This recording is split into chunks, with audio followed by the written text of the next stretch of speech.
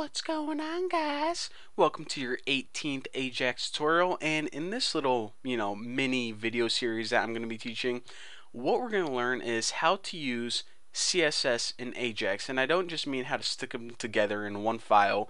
That's simple. I'm talking about how to alter CSS dynamically with AJAX. And this is one of the coolest things because this is what makes a web page kind of look like a desktop application where things are changing and everything just isn't one static, piece of crap content.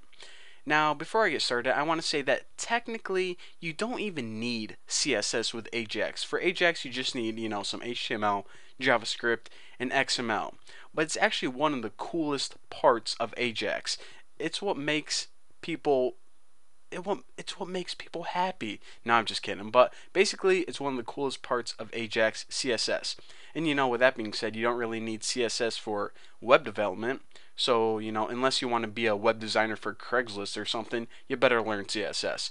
So, I already went ahead and I built the shell of this program. And what I'm going to do is I'm going to have a table. And then I'm going to have two buttons. Now, one button changes the style in one way and another button changes the style in another way. So let me go ahead and start off by including some files. Now the first thing we need is just our JavaScript file, and I'll just go ahead and name my JavaScript file and my CSS file Bucky. So bucky.javascript, and also the CSS file bucky.css, and it's a CSS file and style. Alright, so now all of our files are included, and of course we didn't create this JavaScript file or the CSS file yet, but we're going to be doing that in, first of all, I didn't even stick this in the head. Embarrassing. But we're going to be creating those files in the future. So now what I want to do is, remember that I said basically what I'm going to do is I'm going to make a table and then I'm going to have buttons underneath it to style it dynamically. Now at first the table's not going to have any styling, so let's just go ahead and build a very boring looking basic table. So I'll just go ahead and put table, and we'll give it let's just give it like 3 rows or something. So the first one will be table head, and what am I gonna put in this table? Let's just go ahead and put like things in my pocket. So this table will have a header of things in my pocket, and then we'll just go ahead and put 2 rows of things in my pocket. It'll be a very simple design just for demonstration, and we need to give this an ID table head. Now later on what we're going to do is we're going to access this ID and say, okay, I want you to change to do this, or look this way or this way, but for right now it's not going to do anything.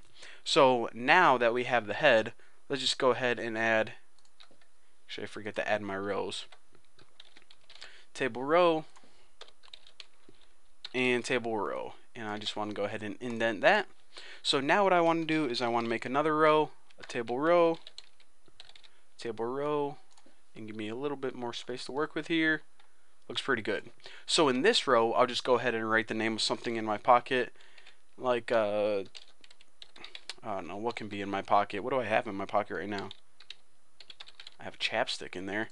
Alright, so this ID is item 1, and we'll just go ahead and copy this row and make item 2.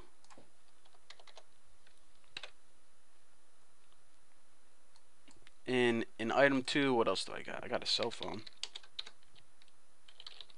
So basically this is all we're going to create aside from the buttons. This is basically the shell, or basically the layout of our table. It's simple as that. So we created 3 rows in our table.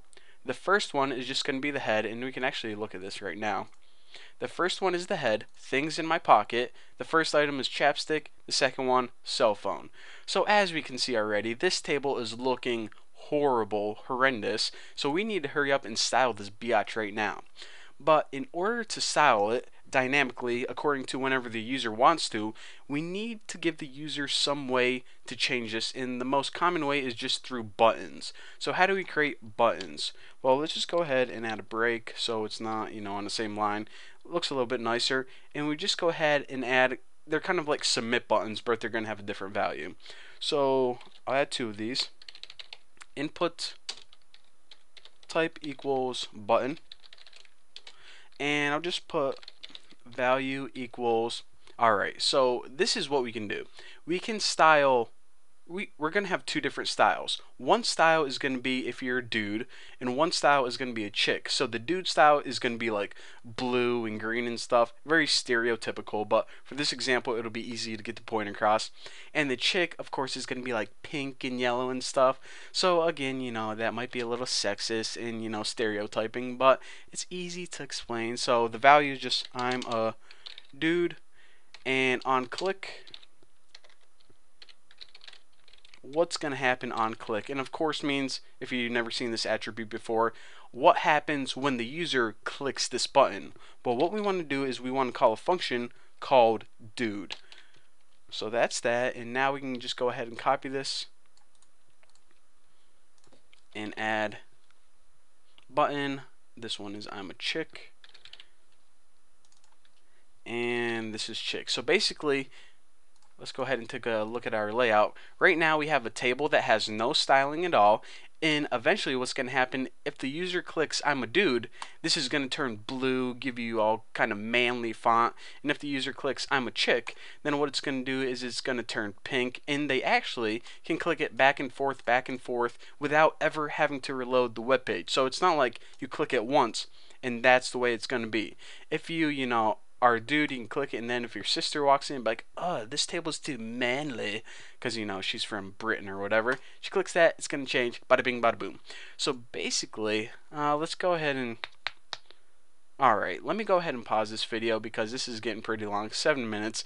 I don't have that attention span that great yet, so, and pretty much we're going to continue with the JavaScript file and the CSS file in the next tutorial. So thank you guys for watching, and I'll see you then.